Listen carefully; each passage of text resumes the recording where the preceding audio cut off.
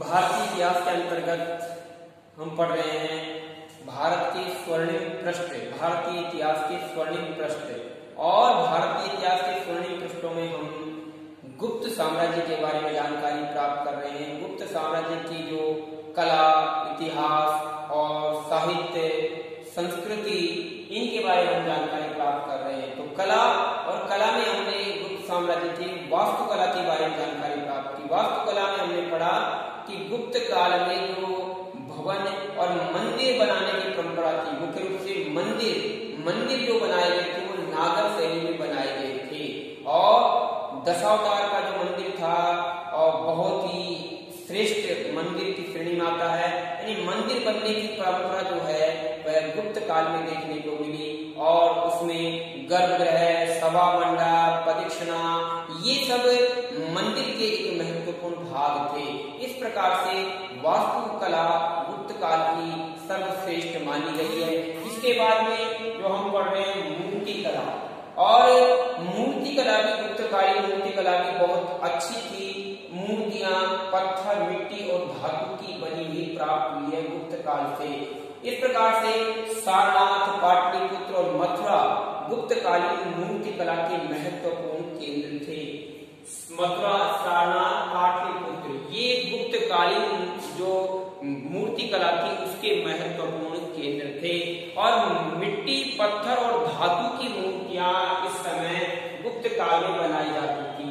गुप्तकालीन मूर्तियों की सबसे खास विशेषता थी कि जो मूर्तियां बनाई जाती थी उनका प्रभा मंडल जो बनाया जाता था, और प्रभा मंडल पूर्ण रूप से अलंकृत होता था। यानी फूल, पत्तियां, बेल, बूटे से युक्त अलंकरण से युक्त प्रभा मंडल बनाया जाता था।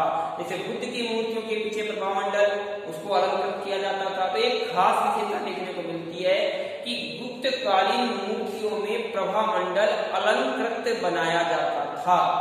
इसके अलावा केश सज्जा, जो बाल अंकित किए जाते थे मूर्तियों में, वह बहुत सुंदर सवार कर बनाए जाते थे।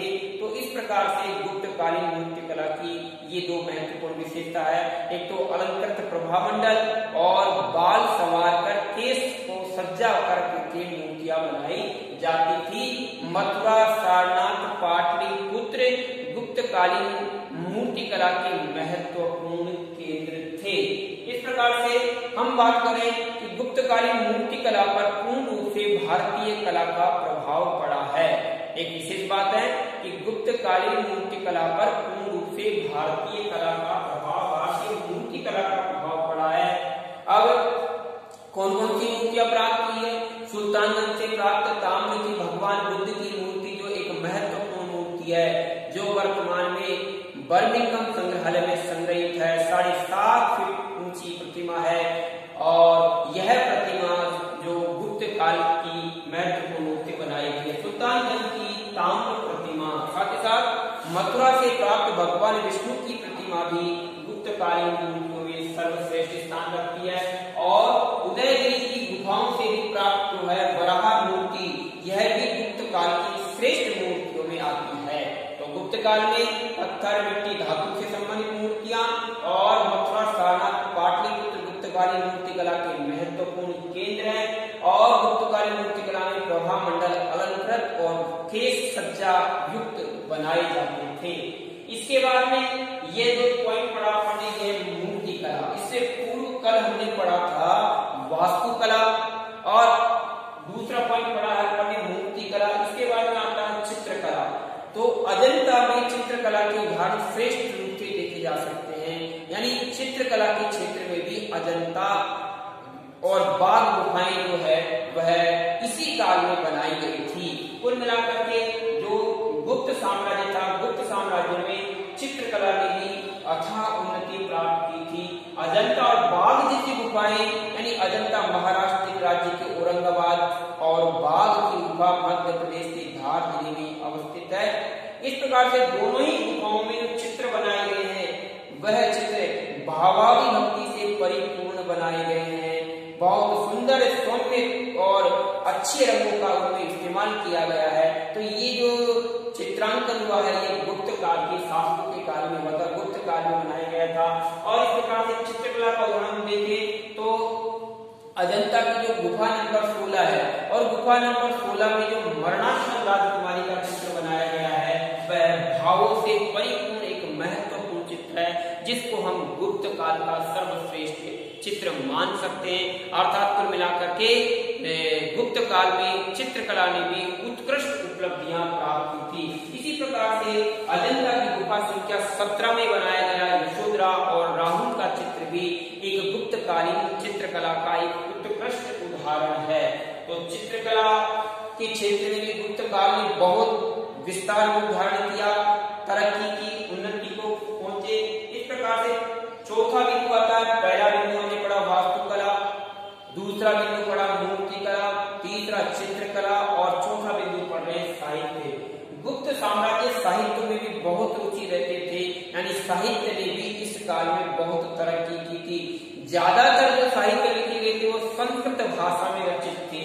तो भास के द्वारा लिखा गया स्वप्न वासव दत्ता इसी काल का एक महत्वपूर्ण साहित्य है।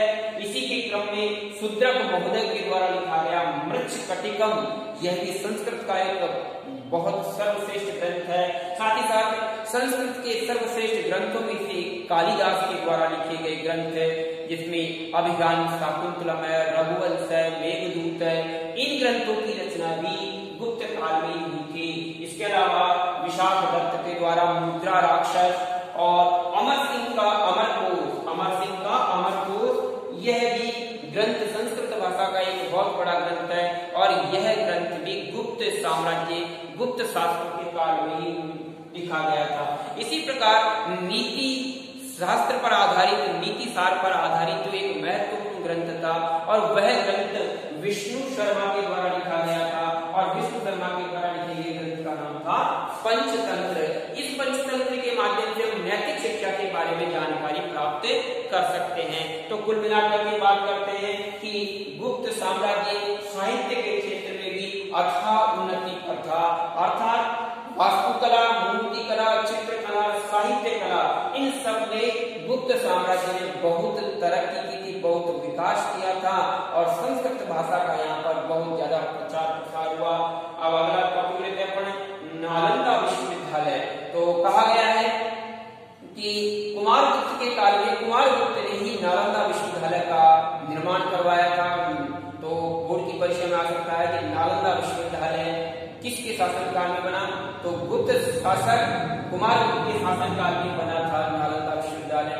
नालंदा विश्वविद्यालय में उस समय जो कम से कम 10,000 के करीब जो आचार्य और विद्यार्थी वगैरह रहते थे और विश्वविद्यालय के माध्यम से धर्म, विज्ञान, तर्क और उद्योग की शिक्षाएं वहां से प्रदान की जाती थी। देश विदेश के विद्यार्थी वहां पर शिक्षा के लिए आते थे। देश विदेश के विद्यार्थी वहां पर शिक्षा अध्ययन करने के लिए आते थे। इस प्रकार से गणपति, शीलभद्र, स्थिरमित और ये सब जो थे वहां श्रेष्ठ कुलपति थे। इनके कुलपतित्व के काल में जो नालंदा विश्वविद्यालय अग्रसर हुआ, आगे बढ़ा। तो बोर्ड की परीक्षा में प्रश्न पूछा जा सकता है नालंदा विश्वविद्यालय के किन्हीं 2 कुलपतियों के नाम बताइए। हमारा उत्तर होगा गणपति या शीलभद्र। प्रश्न पूछा जा सकता है बोर्ड की परीक्षा में कि अजंता और बाघ गुफाओं के चित्रों का निर्माण किस काल में हुआ? हमारा उत्तर होगा गुप्त साम्राज्य, गुप्त काल में अजंता और बाघ की श्रेष्ठ गुफाओं का निर्माण हुआ और यहाँ पर चित्र बनाए गए। या प्रश्न पूछा जाए गुप्त काल के किन्हीं 2 साहित्य या साहित्यकारों के नाम बताइए, तो हम उत्तर दे सकते हैं विशाख दत्त का मुद्रा राक्षस, अमर सिंह का अमरकोश, भास का स्वप्न वासव दत्ता और शूद्रक का मृच्छकटिकम और साथ ही साथ कालिदास के द्वारा अभिज्ञान शाकुंतलम और रघुवंश। इस प्रकार से उक्त कथन से हम यह स्पष्ट कर सकते हैं कि गुप्त काल भारतीय चित्रकला, मूर्तिकला, साहित्य कला, वास्तुकला का श्रेष्ठ और बहुत ही महत्वपूर्ण काल था। इस प्रकार से भारतीय इतिहास का यह स्वर्ण काल कला के क्षेत्र में भी श्रेष्ठ रहा है।